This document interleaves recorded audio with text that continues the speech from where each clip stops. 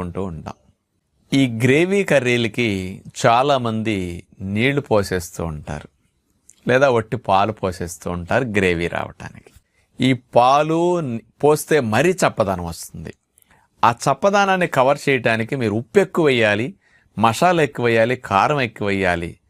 కాబట్టి ఇవన్నీ నీళ్లు పోసి గ్రేవీలు తెప్పించటం వల్ల ఎక్కువ ఉప్పు కారం మసాలాలు పట్టేస్తున్నాయి. ఇవి ఎక్కువ లోపలికి వెళ్ళటం వల్ల మరీ నష్టం మీకు జరుగుతుంది ఆ గ్రేవీల వల్ల.